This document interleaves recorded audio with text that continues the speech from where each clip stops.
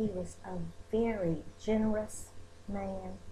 He had high morals.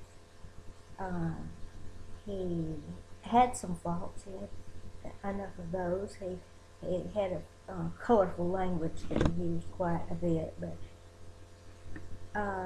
he made jokes and made up songs and funny ones about us, and he was just real crazy acting sometimes, and lots of fun.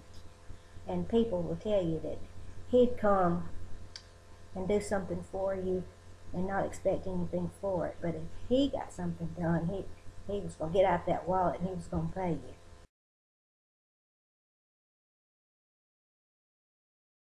His father died before he was born, and my grandmother had to raised 4 children. Daddy was the baby, by herself on a farm.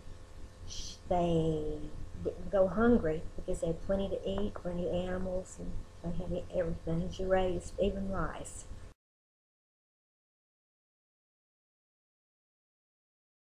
They hunted because that was the food that they needed, the food.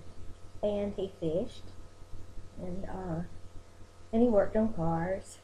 In fact, he was hunting when he tripped over a fence and shot his finger off. So we were always careful with guns.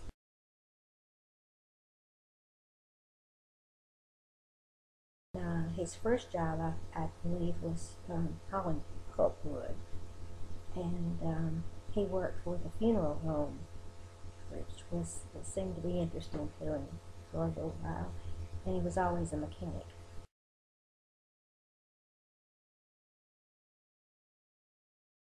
They met in a boarding house. Daddy was working with pulpwood, and Mother was teaching school, and they didn't have apartments in Mize.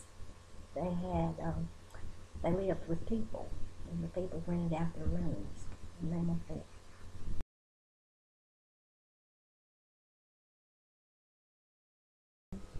He was the best father, and you couldn't say that I had like a mother and a father. They were a team. They worked together, where one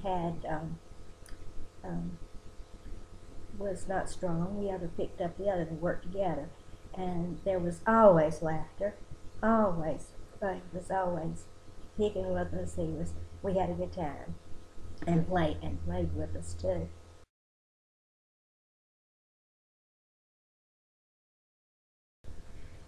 During the war, the men were all being drafted. This is the Second World War. I was born in '42, so it's right in the war. And the day that Daddy was supposed to leave, the day before, he came home with a scooter and a bicycle and a tricycle, and he was really sad about having to leave his children to go. And he left, and it just so happened that they needed all the mechanics to stay in the States, and he didn't have to go overseas, but they sent him off to, I believe it was Raleigh, Mississippi, and they stayed over there. All the mechanics did, and they changed the pickup trucks into some sort of army vehicle that they used during the war. So he didn't leave us that far, and we were happy about that, as he was too.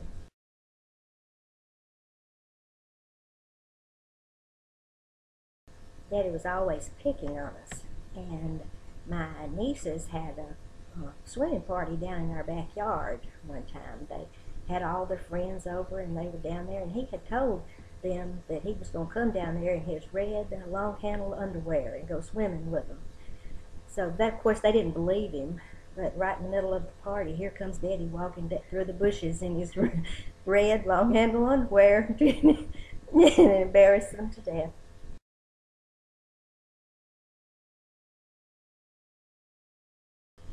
When I was little, we didn't have television.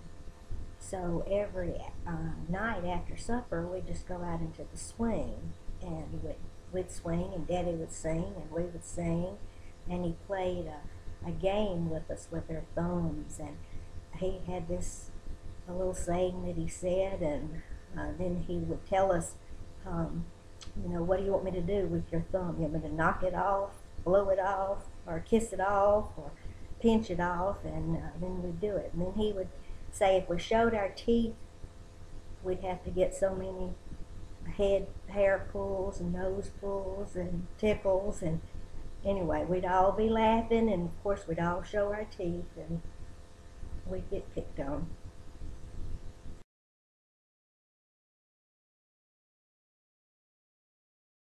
Daddy was a home person. He didn't want to leave. He stayed around home, and so he had lung cancer, and we knew he was dying, and we had hospice to come in, and uh, all the family was there the day that he died, and it was I don't know how to say this, but it was a beautiful time. We could feel God all around with us, His presence with us, because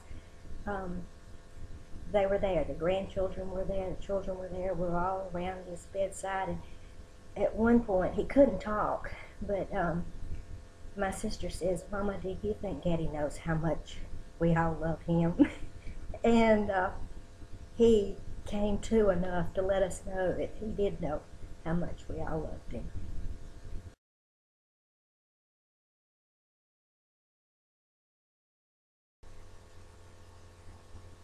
If I could say something to him now, it wouldn't be saying something to him.